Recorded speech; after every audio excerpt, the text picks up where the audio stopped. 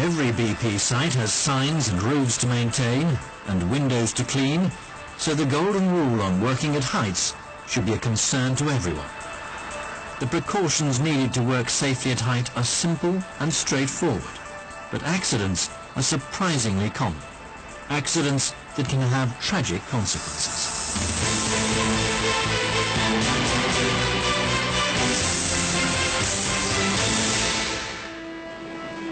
In India, at Bangalore, Tata BP have a solar plant.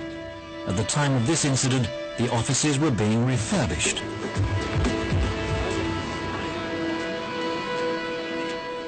And Mr. M.K. Simon and Mr. Krupakra were putting in new telephone cabling. They'd moved a coil of cable to the flat roof of the main building, and the two men had been told to straighten the cable, ready for clipping in position on the parapet.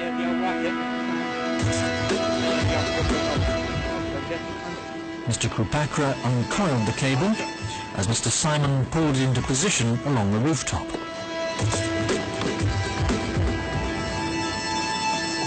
Mr. Simon was measuring out the cable along the front edge of the parapet to work out where it would drop down to floor level.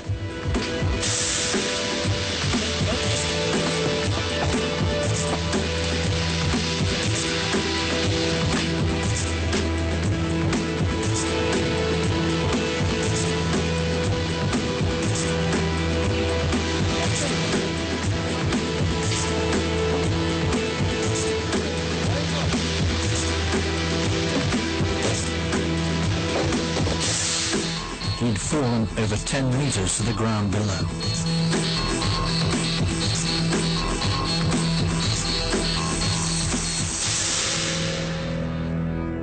He was clearly very badly injured. He was taken straight to hospital, but pronounced dead on arrival. The subsequent investigation showed there'd been no proper risk assessment of the work, and the contractor supervisor didn't know the contractor guidelines.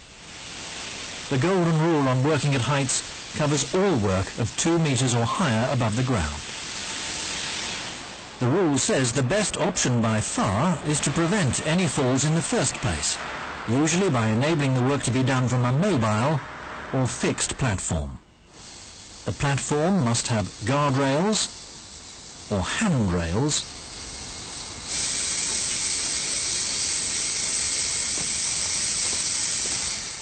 and its construction must be verified by a competent person.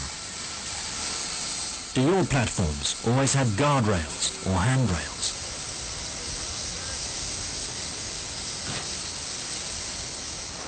Ladders are not a working platform. They are a means of access. You should only work from a ladder for a short time, and then with assistance and after a proper risk assessment.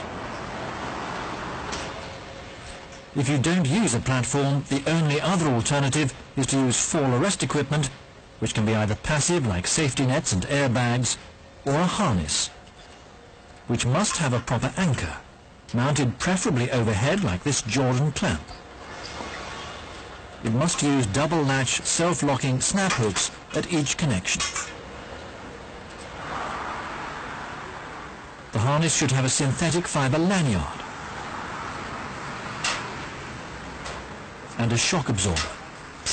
Do you fix all these as standard? The fall arrest equipment must also limit free fall to 2 meters or less.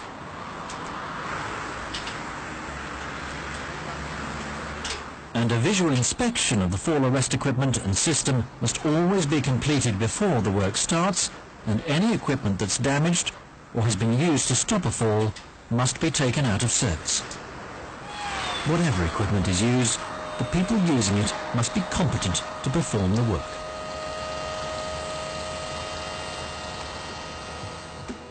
A formal risk assessment for such non-routine work should have been carried out so that the right precautions were taken to prevent the fall.